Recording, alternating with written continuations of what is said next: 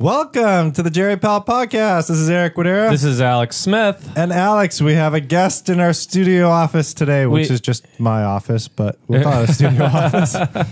This isn't as fancy as some of the places where our guest will be over the next few weeks. Louise Aronson, who's professor of medicine in the Division of Geriatrics here at UCSF, and an author. We're going to talk about her second book today, titled Elderhood. Welcome to the Jerry Pal Podcast, Louise. Thank you. It's an honor to be here. I often listen to you two while driving. All right.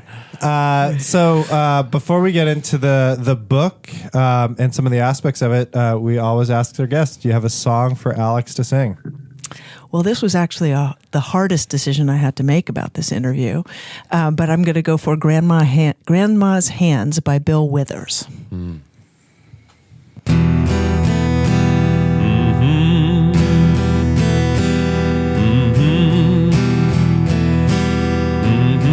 Grandma's hands clapped in church on Sunday morning.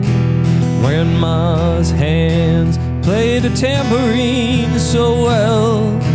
Grandma's hands used to issue out a warning saying, Billy, don't you run so fast, might fall on a piece of glass, might be snakes in that there grass. Grandma's hands,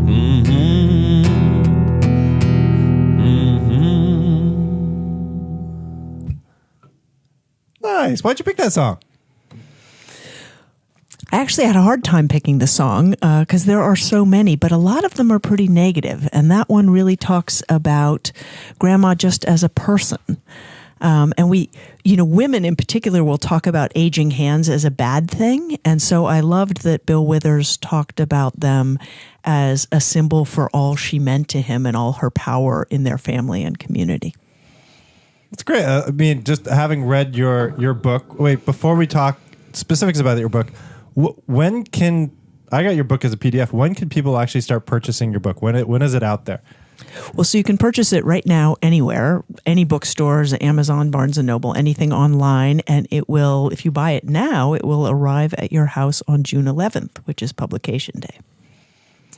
And, reading the book, there's a lot about kind of the words we use, about some of the biases that we have, about ageism. I'm hoping to talk, we have time to talk at least about some of these aspects. Maybe we can start off with just the title. How did you come up with the title? Well, I actually started with Oldhood as the title. That was my working title for a couple of years. Sounds like a place in Connecticut. Yeah, Oldhood. Yeah, it's true. Just up the highway.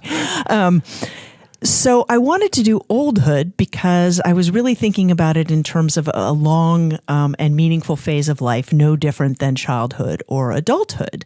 The longevity dividend basically pays out in our older years. And so I wanted to have a phase, an analog to childhood and adulthood. And I wanted to use old because we act like that's a bad word instead of what it is, which is a neutral descriptive term for something that's been around a while. But when I used that term in an article in the New York Times, a very wise reader sent me a note. Many people sent notes saying, I'm not old, and, exactly like proving my point. But this smart woman said, well, it doesn't work grammatically because if you have childhood, you have child. Adulthood, you have adult. If you have oldhood, you have an old. What is an old, right? So then I realized I had to go with elderhood and elder. And there's a story here, too, about the meaning of the word old and the meaning of the word elder. Yeah, so early on in the book, I tell a story about a geriatrician at UC Berkeley called Guy Miko, who for years, he's recently retired, did this exercise with his students where he would write the word old on the board and say, you've got 1 minute, write every word that jumps into your mind, don't filter, just write. And after a minute, he'd say, stop. And then he'd write the word elder on the board and have them do the exact same thing. And what he found consistently over years, and not just with medical students, mind you, but with his friends who were themselves, no spring chickens exactly at that point, was that everybody had negatives about old, wrinkled, sad, frail, et cetera, et cetera. And when it came to elder, it was wise, powerful, wealthy, important.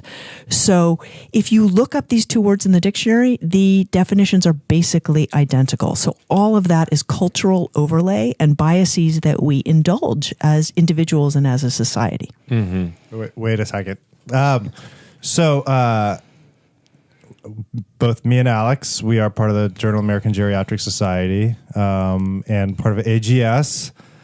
I thought I was supposed to be using older adults when I referred to like that specific population, and elder is out. Right. So it's important to know the origins of that preference. So that is societies, and the American Medical Association has the same sort of guidelines for that. When you're discussing someone who's over age, say 60 or 70, you're supposed to use the terminology older adult. And that's based on work, everything from Ina Jaffe at NPR to the Frameworks Institute, which sort of talked about how do we talk about aging as a society. And they all found that the preferred terminology, basically, no one liked any words for being old, but if they had to pick one, what they wanted was older adult. So I too initially began using that and substituting it. And then I realized in writing this book that too was pandering to the very prejudice that makes people dislike words like old, elder, or really any words for being old. And what they dislike about them is that they're associated with being old. And so they inadvertently reinforce the prejudice. Older just means more than, right? So I am an older adult than you guys, even though I'm not an older adult yet. It's just a relative term. And then perhaps most importantly, you get the word adult in there. And that's because we consider adults the most powerful phase of life. And so it's basically negating your very identity. And by doing that, you actually make it more onerous and more negative. Instead of saying, hey, I'm 70, it's great. I mean, if you look at happiness curves, people at age 70 are way happier than people at age 40 or 50. Anxiety goes down, life satisfaction goes up, happiness goes up. So instead of saying, 70 is the new 50, as if 70 never has anything to recommend it, 50 would do well actually to be the new 70 because people in their 70s are happier. Anyway, I decided we were pandering and that we should stop. Didn't it also have something to do with like the us versus them mentality? Like older adult is that it acknowledges that, yes, we all will become older adults versus like elderly, if I'm remembering this correctly, was like a them. Like there's this other group, they're the elderly. And I thought older adult had something to do about that reframing of this is something that we will all experience and be a part of. I could be just making this up in my head right now. No, and I think that's that's another argument for it potentially. Although really, what seems to be going on is people wanting to be seen still as adults instead of as elders. But if you were to line up an 8-year-old, a 48-year-old, and an 88-year-old, there's not going to be any question that these are different animals in terms of what their bodies do, how they spend their time, how they feel, what their priorities are, how we're going to deal with them medically. They're just different. And yes, it's all us, but it can also be all us if we know that unless you die early, you're a kid, you're an adult, and you're an elder. And each phase has multiple sub-generations and sub-stages, and great pleasures and great difficulties. One of the problems is we tell all the bad stories about old age and none of the good ones. Like basically we don't take an evidence-based approach to the facts of old age within medicine or in society. And who wants to be a teenager again? Or, the sandwich generation with a full-time job and kids and older parents. There are lots of stressors and difficult things along the way. And I think we just need to be starting to tell the real stories and making it okay to be old. And you start that by calling it what it is. Yeah, I'd like to move on to talk about a related topic, but which is this term ageism, coined by Robert Butler, and who spoke very eloquently about the reasons that this phase of life has such negative connotations in our society. But before I do, I just want to note for our listeners who are mostly, people interested in gerontology, geriatrics, practicing clinicians, palliative care clinicians, this book is tremendous, and you should it is perfect for everybody who listens to this podcast or reads the transcript. You should go out and get this book. It is filled with stories, which we probably won't have time to get to today, and pushes us in both geriatrics and palliative care. We'll get to a little bit of this today, to rethink and pushes us in a number of different areas to expand our focus or to think differently about our own fields. But so to continue the thread, I wonder if you could talk a little bit more about ageism, and what is it about that phase of life that has such negative connotations in our society?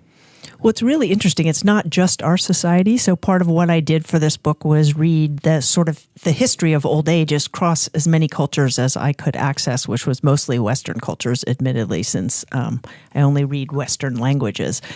But traditionally, in different societies at different points of time, people have either revered elders and given them a special and prominent place, or disparaged them. And sometimes both, that when you were the young old, or, the go or go slow sorts of older adults, you were revered and included in the community. And once you became really frail, then you were sort of left. The initial hospitals were really sort of poorhouses for abandoned old people, very poor and very old people. That was how they started. So it's not really new. And I think it's a few things. It's that othering we were talking about before. And old is always other when we start life, right? Because we've never been there before. By the time you get there, you can't go back. So you don't know. And I think it's also self-perpetuating, that because we see life as this, getting stronger and more powerful, when we start losing things, we interpret it partly, I think, in the modern era, it's because we think of human beings as machines since the Industrial Revolution. We really, it's about function and efficiency, and we don't value other things so much. I mean, we do in our individual lives, but as a culture, we really don't. So it's just easier to put people aside or say, well, they're slow or they're different. I mean, ageism isn't the only ism. There's every ism possible. It's what human beings do. We have us and we have other. The weird thing about this one is that if you stay alive, you will become this other. Right. So it's all the more self-defeating. Not that there's ever an excuse for it, but I mean, you're basically hurting your future self as well as your current older relatives every time you say something ageist or do something ageist or, support these policies that are so ageist. Right. And there are example after example after example in here of this book of people unwittingly and inadvertently, even Atul Gawande in his opening line of the Being Mortal book, and Zeke Emanuel, who said this, he wasn't subtle about it, right? When he wrote about this issue, after age 75, to summarize, I don't want to continue. He's opposed to euthanasia, but he also doesn't want to continue treatments that are likely to prolong his life because he views it as a diminishment of his abilities that is, not compatible with who he sees himself being, productive, thoughtful person. How old is Zeke right now?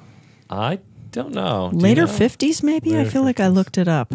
Something like that. But you sort of do a terrific takedown of this perspective. I wonder if you could go into that a little bit.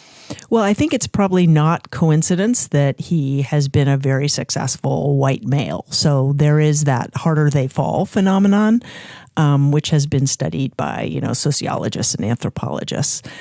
And I also... Sorry, just to interrupt. I just want to make sure that everybody knows Zeke Emanuel, because some people may not know him. Right, he's a bioethicist. He's a professor at the University of Pennsylvania, I think chair of their ethics department. His brother was a mayor of Chicago and formerly worked in the Obama administration.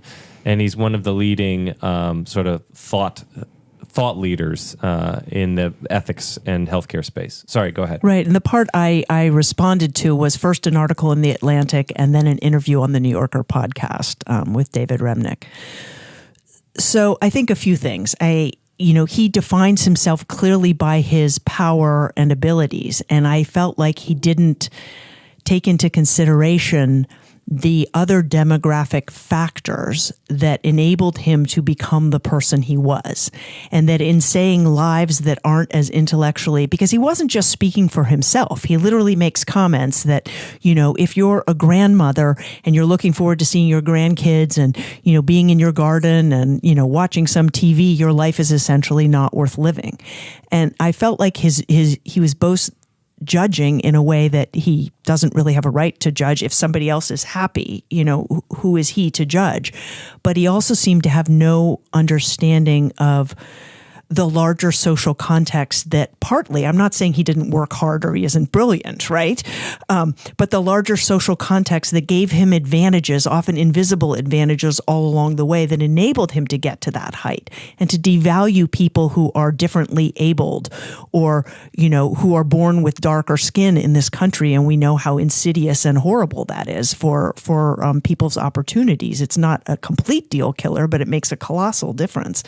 And I just felt like he was shortchanging all of those really important factors. There's just one other thing, which is that he also takes a sort of not age-informed approach to old age because he picks a number. And as we in geriatrics and palliative care all know, it's not about the number. And it's a very classic number, 75. I've always wondered, where did that number come from? Whether it be stopping colonoscopy screenings, was there one pivotal prevention study that used 75 and then everybody else jumped on that? It's not connected to anything else, right? Alex, you know where 75 came from? No. But it's repeated over and over again, whether it be from old guidelines around colonoscopies or mammograms or... Yeah, and it's really different from the 65 because you can find 65 and 70 in history, but not so much 75. Yeah, right. And I wonder if it's because it's not in that 60 to 70 range where we consider, okay, most people are doing still well by adult standards, which already I disagree with. Do we judge, if you applied adult standards to your toddler, they would have, physical, emotional, and intellectual deficits that were very significant. So we shouldn't do to elders what we don't do to other people. But yeah, so what was I going to say? Oh yeah. So, and then 80, everybody 80 considers old. So I bet they just split the difference. Random. I thought you made a terrific point here as well about there being a gender story here. It also discounts the value of society and in individual lives of the same sorts of work that often go unpaid or underpaid, so-called women's work, most particularly caregiving and volunteering of all sorts. A quarter of America's 40 million unpaid caregivers are themselves over age 75, and most are women. Yeah, terrific point. Yeah. And then you bring up a wonderful counterexample, which is Anne Fadiman's father, who I've read The Spirit Catches You and You Fall Down, so I'm more familiar with her than I am with her father, although as you noted in our conversation right before we started, many older adults will remember her father. I wonder if you could tell us that story about him. So Clifton Fadiman was one of the most famous men of his generation. He had a radio show that I guess everybody tuned into on Sundays, and he was then the editor, I think, or maybe that was Anne. Anyway, he was an intellectual writer. One or both of them were at the American Scholar. So in his 90s, if I recall correctly, he had an eye condition that rendered him essentially blind. And this was a man who loved to read and write. I mean, his whole identity, aside from wine, and the book is called The Wine Lover's Daughter, but wine and family. But beyond those, it was about reading and writing. And suddenly he couldn't see. And he says to his daughter that he'd just as soon die. And she says, let's give it a few months and we'll discuss it again. I'm not putting you off, but this just happened. Let's give it some time. And so they end up signing him up for a visual aid class, basically, coping with being newly blind. And he goes. and they stay home and they wait, and he comes back after a full day and they say, "How was it?" And he breaks into this grin and he says, "That was maybe the most interesting day of my whole life." Yeah. And he ended up listening to books on tape and hearing things and living many years longer and very, very happily. Yeah. So this idea, well, I think there are so many interesting things about this story. One is that our preconceived notions of what it's like to be old, to be an elder, to be disabled, to be, have impaired function, visual, sensory, physical, cognitive. We vastly underappreciate our ability to adapt to adverse circumstances and discover new ways of making life interesting and finding meaning from life. And that's, one of the pieces that just stuck out for me from that story. Okay. Well, and it also illustrates one of the huge points of the book, which is a lot of the stuff that we blame on age, whether in healthcare or in society, are things that we do. Not everybody could have gone to a class on blindness or could have afforded somebody to come take dictation or all those other things, and that was part of why I paired those two men, because they were similar. But we could make that easier, and then we could see that old age was pleasant, even though you had to change and adapt, and then people wouldn't be so scared, and then we could use the word old. That is a very simplistic rundown, but basically that's the general concept. Yeah, I think this is the particular challenge in a lot of what we do. Like, we have these goals of care conversations with our patients, and we're trying to predict future states and what their wishes would be, and whether or not, from our conversation from Zeke or how we adapt to new situations, does it call into question at all, like the concept of advanced care planning? Because we are so adaptive that we imagine a future state that is worse than it actually will be because we may adapt to it?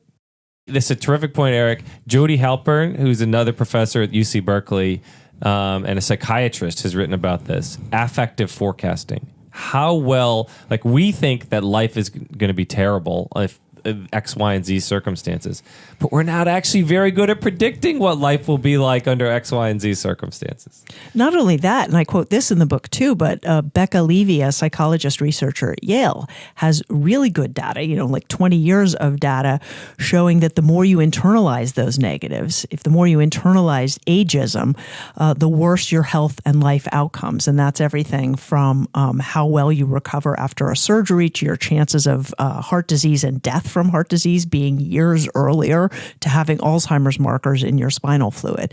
It makes a big difference. So I think we need to get into this. We have to get to this part of the book because many of our audience listeners are practicing geriatricians, and you argue for what I'd call a sea change in geriatrics. That geriatrics has too often, defined themselves as focusing on the most complex, the frailest frail, the oldest old. And that narrowing of our scope, it does a disservice to the field. And we need to expand our vision to include all older adults, all elders, and focus on healthy aging, prevention, etc., not just this particular subtype. I wonder if you could say more about that challenge to the field. Well, my whole career, so I first got interested in geriatrics, almost 25 years ago now. And the entire time, and then, go back before that as well, people have been saying, well, there's so few of us, we have to focus on the oldest old. And that's been great for the oldest old, the minority of oldest old who are able to see a geriatrician. But, yes, you can say it doesn't really matter which field takes care of people as long as they're getting good care. But here's what we know. They're not getting good care. We're not making more geriatricians than we were.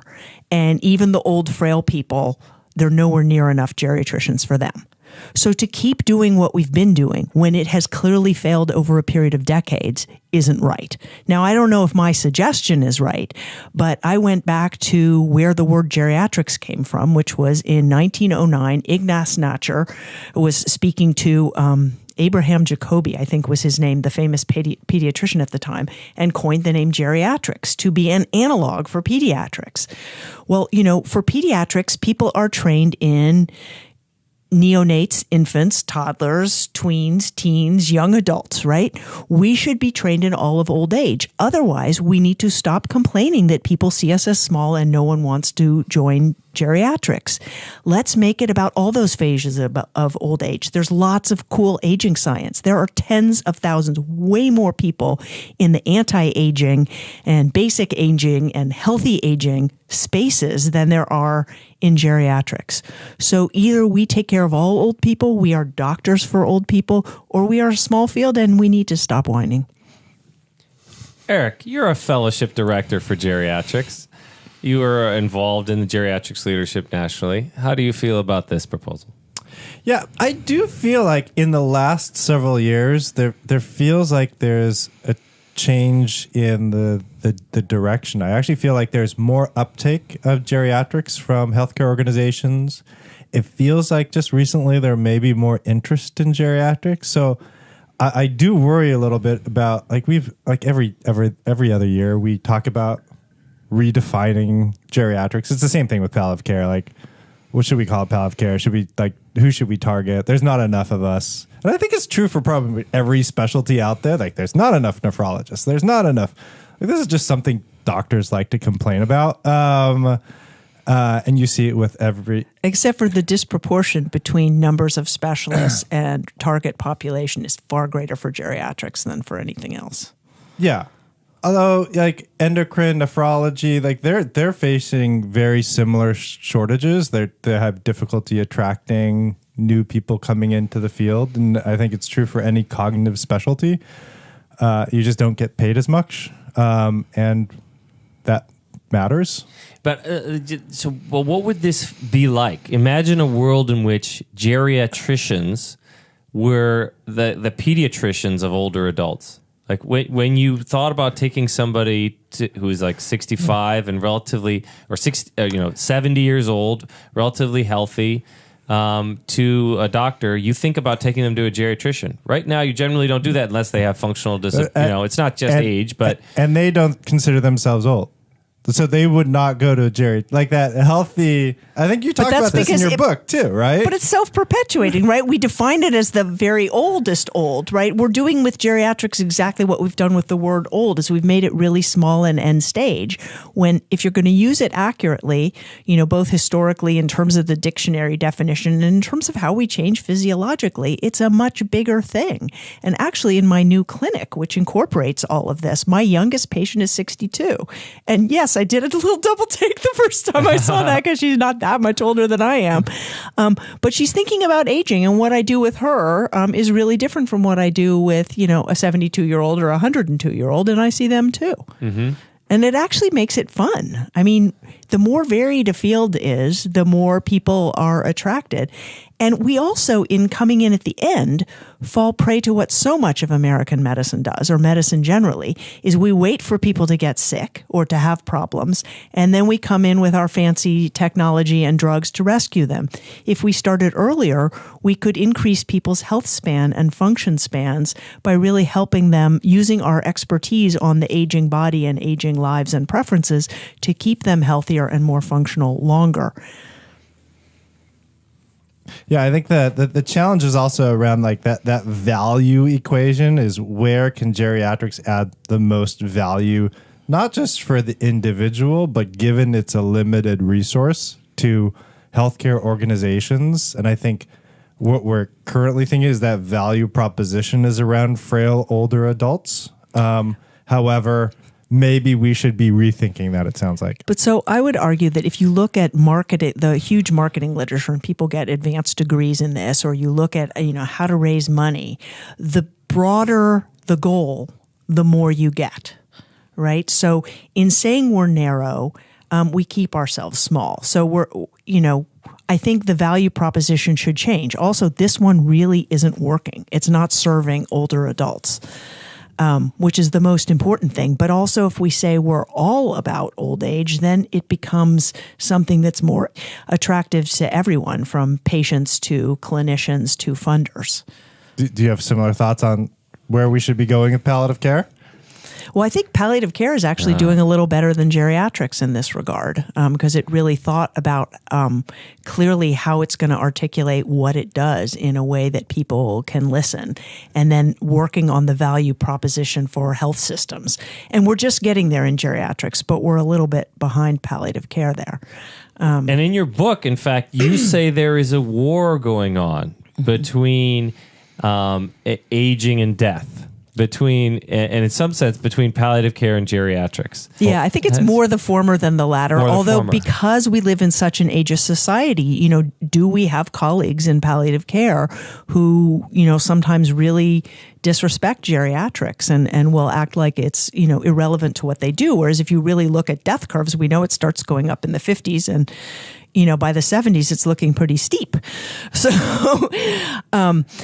But I think the bigger thing is really for the cultural imagination between aging and death. And in this era of sort of rapid fire information and efficiency, in some ways, death is more efficient, right? It has a finite endpoint. Whereas geriatrics, now we have generations of older adults. One of the recent discussions at the American Geriatric Society was, what happens when you start taking care of two generations in the same family as a geriatrician, which is happening to all of us more and more. So geriatrics is much bigger. It involves far more primary care, and we know what a tough sell that is. But I think in the public's imagination, aging is really scary, and death, if you could make it comfortable, I guess I have to do that. So that'll be okay. And there is more of a romance to death than to aging currently. I also see that changing. You see that changing? Yeah, well, at least more attention to aging, which comes in a variety of ways. But, Right. I've been looking out for stuff on aging for years, and I used to find something every 6 months, and then it was every month. And now I can't keep up with all the reading I could do about aging every day. Like, who has time? Right. And maybe this has to do with demographic shifts in the population. Do you think? I think it could be. Yeah, it could be. Well, I think Boomers aren't having it. if you talk to a lot of palliative care providers, including myself, like the part of the reason I went into palliative care and I've always had like this fascination and interest with like death and dying, and from medical school and on, I've always like attended kind of lectures, and I don't think that there's that fascination with aging that you're seeing. At least I don't see it in like the same with like med students. Like even the aging interest groups don't have that same what's the right word? Draw, I think. Yeah, it's like a mission. Ken Kavinsky likes to describe it as it's like the Kool-Aid. It's like, I am on a mission in palliative care. And they have that sense of purpose and zeal. And in aging and geriatrics, we haven't quite clearly articulated our vision such that people buy into it and are just sort of taken with that passion and zeal. Well, I think that ties back to enlarging geriatrics, right? We've got 3 main phases of life. The third one we make, harder and more fearsome than it needs to be. Isn't geriatrics about making the third phase of life as, long and meaningful and happy and healthy as it can be? That's a pretty great thing. Yes, a good death is good, but hopefully it's pretty short and quick, right? Mm-hmm. Whereas we're talking decades of life. And one of the things I like to say is, do I know enough palliative care to give you a good death? Yes, but more importantly, I know enough geriatrics to give you a good life. That's great. And I was looking for, I couldn't find it right now, great quote from Robert Butler again about this issue of, fascination with death. And we sort of skip over this huge period that often precedes death, that is older, aging and living in old age. Right. And that's where palliative care is winning. Because if you look at a lot of health systems or other places, you'll see, here's pediatrics, here's adults, here's death. Ooh, what happened in between? Oh, we became invisible. Mm-hmm. We don't matter. And that's why we need elderhood, because there are 3 phases. Whenever you're talking about kids and adults or childhood and adulthood, you need to invoke the elders and elderhood as well. And Louise Aronson, by the way, in this book talks about her evolution, as a person, her own health and health of family members, aging and family members, her own perspectives on aging of her own body, and changing perspectives, and her own clinical work and how she's worked at house calls, ACE units, and now this new clinic, which is targeted more towards health and well-being And is it located in the Osher Center? It's in the Osher Center, but it's health and well-being, whether, like last week's clinic, I had a person in her hundreds who is mute from dementia and wheelchair bound, but I'm still working on her health and well-being. It's not healthy aging like the .com version of it. What'd you call the clinic? The clinic is called Integrative Aging. Integrative Aging. It's good. I mean, it was the clinical site that would let me have this broader vision of geriatrics That's great. as something for everybody. Well, there's so many other topics that we could talk about in the book, but not to give away all the spoilers on this podcast. I really encourage everybody who's listening to pick up one of these books. When's it out again? June 11th. June 11th. You can order it now, though. Pre-order the book. I really love the historical aspects too. You really took a deep dive into the history. Fascinating. Absolutely fascinating. So almost everything we think we're doing now that's novel, the way we're doing it might be different, but none of it is new. Yeah. Right. Our species has been at this for millennia. Right. Time is a wheel and history repeats itself. Yep. Yeah. Well, maybe we can end off with a little bit more. What was the song title again? Grandma's Hands by Bill Withers. Grandma's Hands.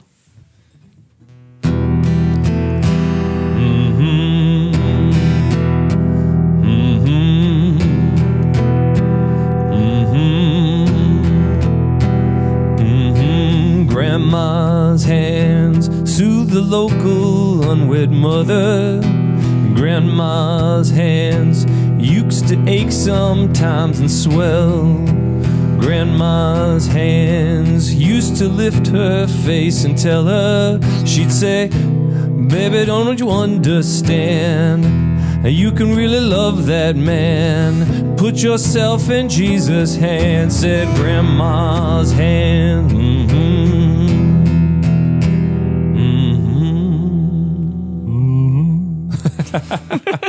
Thank you so much, Louise. This is wonderful. A lot of fun. Thank you for having me. Really enjoyed this book. It's terrific. And thanks to all our listeners for joining us today. Pick up the book Elderhood. And we look forward to having you on our broadcast next week. Bye, folks. Bye, folks.